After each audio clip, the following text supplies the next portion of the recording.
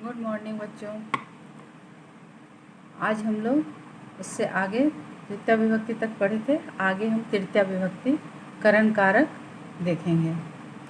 करण कारक किसे कहते हैं पहले ही बतला चुके हैं। किसी क्रिया को करने में कर्ता को जिससे सबसे अधिक सहायता मिलती हो उसे करण कारक कहते हैं, अर्थात जिसके द्वारा हमारा काम हो। करण कारक में क्या होता है? तृतीय विभक्ति होती है। जैसे स हस्तेन पत्रम लिखति। लिखति क्या है? क्रिया है। तो लिखति क्रिया में सबसे अधिक मदद किससे हो रही है? हस्त से, मतलब हाथ से। अतः हस्त क्या हो गया? करण कारक, और उसमें तृतीय विभक्ति का प्रयोग हुआ है। स हस्तेन पत्रम लिखति। तो तृतीय विभक्ति के लिए हिंदी में से के द्वारा का प्रयोग होता है। तृतीय विभक्ति का विशेष प्रयोग कहाँ कहाँ होता है? जहाँ साथ हो। स में तृतीय विभक्ति होती है। जैसे सीता रामेण सह, यहाँ स लगा हुआ है इसलिए यहाँ तृतीय विभक्ति लगी है। वनम गच्छति, क्योंकि यहाँ से तो नहीं है, यहाँ साथ का है इसलिए तृतीय विभक्ति लगी। जैसे सीता राम के साथ वन जाती है, क्योंकि हम लोग तो पढ़ रहे हैं कि से जहाँ लगता है तृतीय विभक्ति में, करण कारक में से का चिन्ह होता है, तो जहाँ से के द्वारा काम हो रहा है वहाँ तृतीय विभक्ति लगती है। लेकिन तृतीय विभक्ति का विशेष प्रयोग 2-3 जगह और होता है, जैसे साथ में, जैसे सीता रामेण स वनम गच्छति। इसके बाद शरीर के किसी अंग में विकार हो, विकार मतलब खराब हो जो अंग, उस अंग में तृतीय विभक्ति होती। जैसे स नेत्रेण काना अस्ति, वह आँखों से, 2 आँखों से काना है।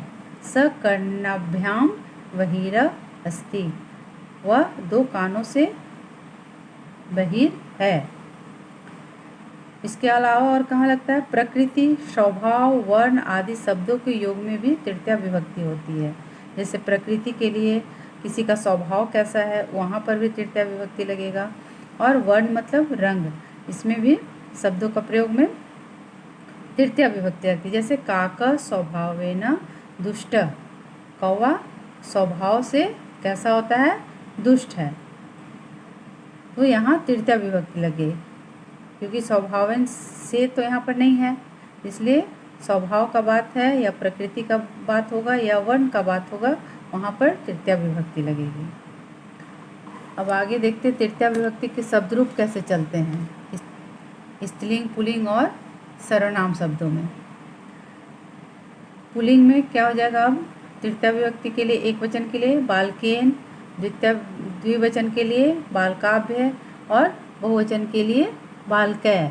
स्त्रीलिंग में बालिकया, बालिकाभ्याम, बालिकाभि। फल में फलेन, फलाभ्याम, फलय। नपुंसक लिंग और पुल्लिंग दोनों का एक ही तरह से चलता है। यहाँ पर जैसे ध्यान दो, बालकेन, बालकाभ्याम, बालकय। नपुंसक लिंग में भी हो गया फलेन, फलाभ्याम, फलय। तो इसमें प्रथमा और द्वितीय विभक्ति में नपुंसक लिंग में एक ही समान चलता है और तृतीय विभक्ति से पुल्लिंग के समान हो जाता है। अब नपुंसक लिंग का देखेंगे। एतत्, यह के लिए क्या होता है? तो पुल्लिंग और नपुंसक लिंग में एक ही तरह से चलेगा। एतेन, एताभ्याम, एतय। तेन, ताभ्याम, तय। केन, काभ्याम, कै। तो पुल्लिंग में भी इसी तरह से चलेगा और नपुंसक लिंग में भी उसी तरह से चलेगा। स्त्रीलिंग का क्या हो जाएगा? एतया, एताभ्याम, एताभि। तया, ताभ्याम, ताभि। किम के लिए कया, काभ्याम, काभि। अब आगे हम कुछ शब्दों का अनुवाद करके देखते हैं। जैसे सुधा फूलों से पूजा कर रही है, तो क्या हो जाएगा? सुधा फूलों से, इसके द्वारा काम हो रहा है। पूजा किसके द्वारा हो रहा है? फूलों से। यहाँ हो गया करण कारक तृतीय विभक्ति। तो फूलों से का क्या हो जाएगा? बहुवचन हो गया। तो स्त्रीलिंग में हम लोग कैसे पढ़े? बालिका, बालिकाभ्याम, बालिकाभि। ये पुष्प क्या हो गया तुम्हारा? पुष्प हो गया नपुंसक लिंग। नपुंसक लिंग में कैसे पढ़े? फलेन, फलाभ्याम, फलय। तो यहाँ क्या हो जाएगा? सुधा पुष्पै पूज्यति। सुधा फूलों से पूजा कर रही है। एक फूल रहता तो हो जाता पुष्पेन, दो फूल होता तो पुष्पाभ्याम, और बहुवचन हो गया तो क्या हो गया? पुष्पै। मोर खुशी से नाचता है, क्या हो जाएगा? मयूरा हर्षेन नृत्यति। बच्चे गेंदों से खेलते हैं, बच्चे क्या हो गया? बहुवचन हो रहा है, तो बालका गेंदों से, गेंद भी बहुवचन है तो क्या हो जाएगा? फिर नपुंसकलिंग का बहुवचन हो जाएगा तो क्या हो जाएगा? कंदुकै। और बहुत से बच्चे खेल रहे हैं इसलिए यहाँ भी बहुवचन हो गया, क्रीडंती। अब गायिका मीठे स्वर से गाती है, यहाँ क्या हो जाएगा? गायिका मधुरेन स्वरेन गायती, मीठे स्वर से गाती है। मधुरेन, मधुरेन स्वरेन, स्वर से हो गया स्वरेन, तो ये विशेषण हो गया हमारा, इसलिए जैसा स्वरेन हो गया वैसा ही मधुरेन। क्या हो गया? गायिका मधुरेन स्वरेन गायती। अब आगे हम चतुर्थी विभक्ति देखते हैं। संप्रदान कारक, जिसे दान दिया जाता है उसे संप्रदान कारक कहते हैं। जैसे रामानुज दरिद्राय वस्त्रम ददाति, रामानुज दरिद्र के लिए वस्त्र देता है, चाहे दरिद्र को वस्त्र देता है। तो जहाँ दान दिया जाता है उसे वहाँ संप्रदान कारक होता है। जैसे दान का पात्र कौन है? दरिद्र, तो यहाँ संप्रदान कारक लगा। चतुर्थी विभक्ति के लिए को और के लिए का प्रयोग होता है। अब चतुर्थी विभक्ति का विशेष प्रयोग कहाँ कहाँ होता है? जिसके लिए कुछ किया जाए उसमें चतुर्थी विभक्ति होती है। जैसे ऐसा ज्ञानाय रामायणम पठति, यह ज्ञान के लिए रामायण पढ़ता है। रमेश मोहनाय फलम नयति, रमेश मोहन के लिए फल ले जाता है। नयति मीन्स लाता है। नमः के योग में भी चतुर्थी विभक्ति होती है। जैसे गणेशाय, गणेशाय नमः, शिक्षकाय नमः, जहाँ नमस्कार करने का बोध होगा वहाँ पर चतुर्थी विभक्ति लगेगी। अब चतुर्थी विभक्ति का रूप देखते हैं, पुल्लिंग में कैसे हो जाता है? बालकाय बालकाभ्याम बालकेभ्य, स्त्रीलिंग में लताए लताभ्याम लताभ्य। अब जिस तरह से पुल्लिंग होगा उसी तरह से नपुंसकलिंग हो गया, फलाए फलाभ्याम फलेभ्य। अब सर्वनाम में देखेंगे, एतत् का पुल्लिंग और नपुंसकलिंग दोनों में सेम होगा। एतस्मै एताभ्याम एतेभ्य, तस्मै ताभ्य तेभ्य, कस्मै काभ्य केभ्य। स्त्रीलिंग में हो जाएगा एतस्य एताभ्याम एताभ्य, तस्य ताभ्या ताभ्य, कस्य काभ्याम काभ्य। अब इसको जैसे हम यहाँ पर शुद्ध करने के लिए दिए हैं, जैसे यमुनाम नमः, तो ये क्या होना चाहिए? यहाँ पर होना चाहिए चतुर्थी विभक्ति, तो क्या हो जाएगा यमुना का? यमुनाय नमः। नृप भिक्षुकम वस्त्रम ददाति, यहाँ क्या गलत हो रहा है? यहाँ भिक्षुकम ना होकर के क्या हो जाएगा? किसको वस्त्र दिया जा रहा है? भिक्षुक को, तो यहाँ क्या हो जाएगा? भिक्षुकाय। जहाँ देने का होता है वहाँ संप्रदान कारक होता है, जहाँ देने का बोध हो, जिस किसी के लिए जो कुछ किया जाए वहाँ चतुर्थी विभक्ति रखते। तो यहाँ क्या हो गया? नृप भिक्षुकाय वस्त्रम ददाति, राजा भिक्षुक को वस्त्र देते हैं।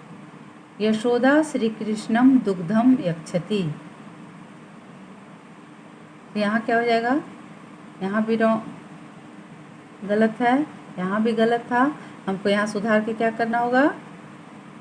यशोदा, यहाँ हो जाएगा श्री कृष्णाय, यशोदा श्री कृष्णाय दुग्धम यच्छति। वयम पूजाम मोदकानि आनयामा, यहाँ क्या हो जाएगा? वयम पूजाए।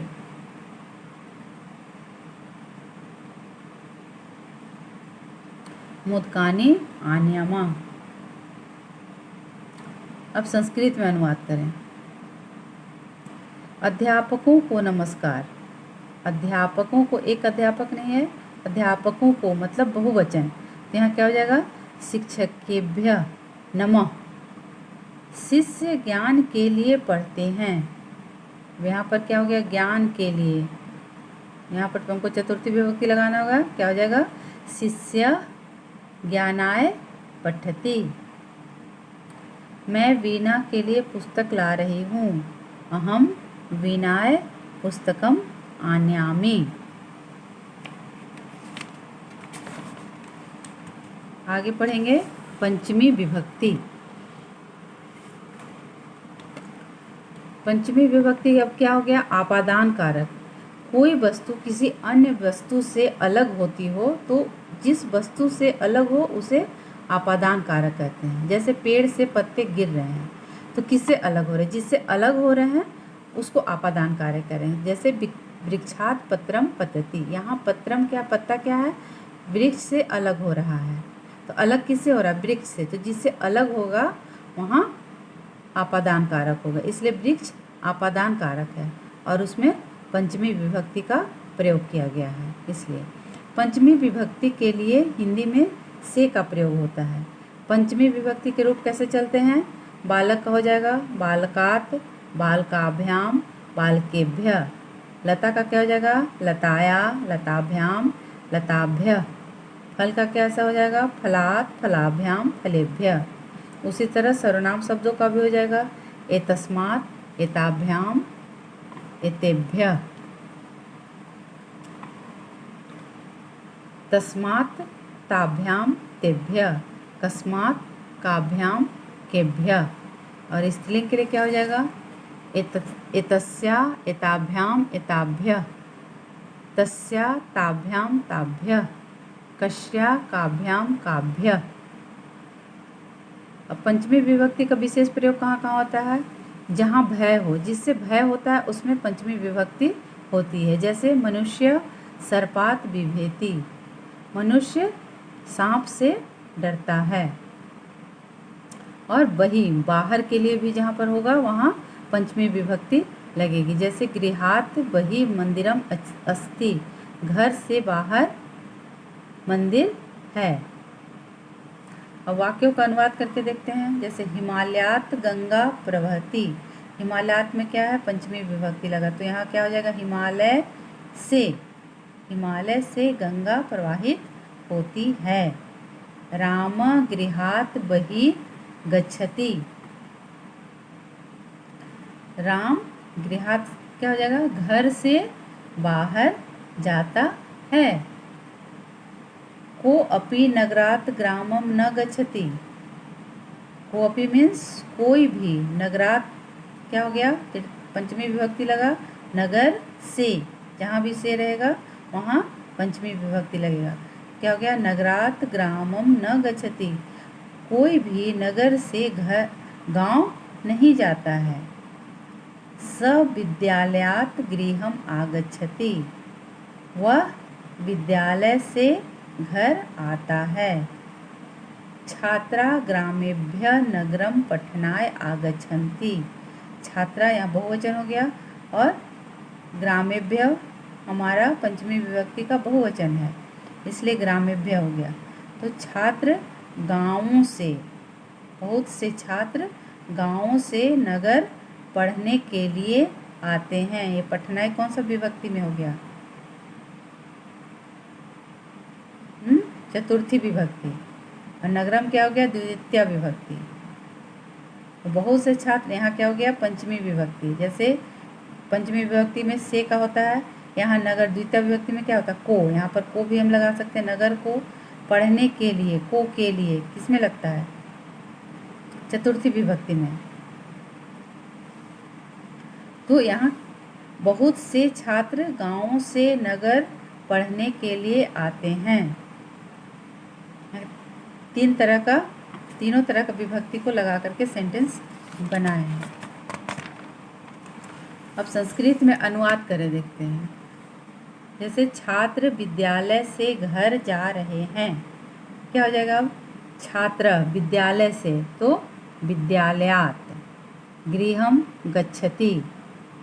मथुरा से मेरा मित्र आ रहा है। कहाँ से आ रहा है? मथुरा से, तो क्या हो गया? मथुरात्। मम मित्रम आगच्छति। आने का क्या होता है? आगच्छति। जाने का होता है जाना, गच्छति। ग में इसके आगे आ लगा देंगे तो आने का बोध हो जाएगा। लड़कियां वाटिका से बाहर जा रही हैं। वालिका बहुवचन हो गया, वाटिका से वाटिकाया। वही गच्छन्ति। राम और मोहन घर से बाहर जाते हैं। राम च मोहना गृहात्। बाजार का होता हाट गच्छत, द्विवचन है इसलिए गच्छत। आए समझ में? अब आगे इसके आगे फिर षष्ठी विभक्ति और सप्तमी विभक्ति पढ़ेंगे। Thank you. वीडियो अगर पसंद आया हो, यूज़फुल लगा हो तो चैनल को सब्सक्राइब करें और लाइक बटन दबाएं।